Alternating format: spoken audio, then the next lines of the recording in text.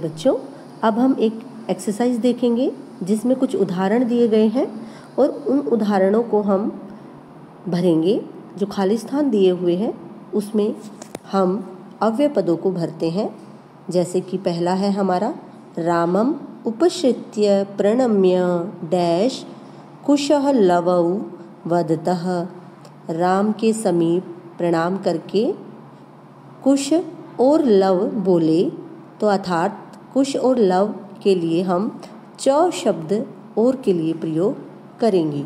दूसरा प्रश्न हमारा है सह दीनः इति जाननः डैश कृषकः ते बहुता पीड़यति।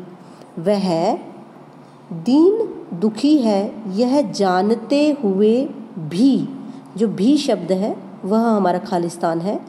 कृषकः अर्थात किसान उसे बहुत पीड़ा दे रहा है या पीड़ा देता है, तो यहाँ पर भी के लिए हम अपि शब्द का प्रयोग करेंगे।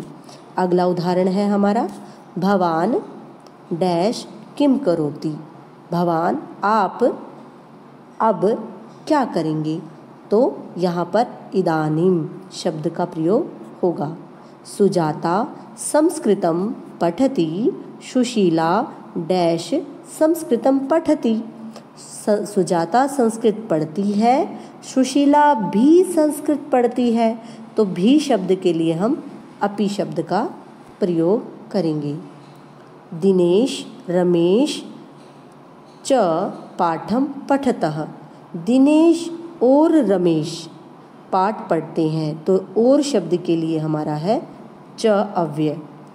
आगे है हमारा उदाहरण कुर्मः डैश चलती। कुर्मः बहुत धीरे धीरे चलता है, कछुआ जो है वो धीरे चलता है, इसलिए उसके लिए शब्द हमारा अव्यय पद है शनैः।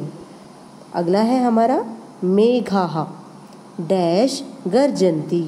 मेघ अर्थात बादल, बादल कैसे गरजते हैं, उच्चै गरजते हैं, तो इसलिए उच्चै गर्जन्ति। देवदत्तः डैश अमेरिका गमिष्यति। देवदत्त गमिष्यति शब्द से ही हमें पता चल रहा है कि जाएगा, तो वहाँ पर हमारा कौन सा अव्यय पद आएगा, श्वः अर्थात आने वाले कल में देवदत्त अमेरिका जाएगा। अगला प्रश्न है डैश संस्कृतम अभ्यास परीक्षा भविष्यति। कल संस्कृत की अभ्यास परीक्षा होगी, अर्थात आने वाला कल। भविष्यति शब्द से ही हमें पता चल रहा है कि आने वाले कल के बारे में बात हो रही है, तो श्वः शब्द हमारा यहाँ खाली स्थान में आएगा। सिंहः वने डैश गर्जति। सिंह शेर वन में क्या करता है, गर्जना करता है, तो कैसी गर्जना करता है, उच्चै उच्चै गर्जति। दुर्वहं डैश जीवितं जातं प्रकृतिरेव शरणं। दुर्वहं यानी दुर्वहम अर्थात कठिन, कठिन डैश जीवितं जातः प्रकृतिरेव शरणम। अर्थात यहाँ पर जीवन कठिन हो गया है, इसलिए प्रकृति की शरण ले।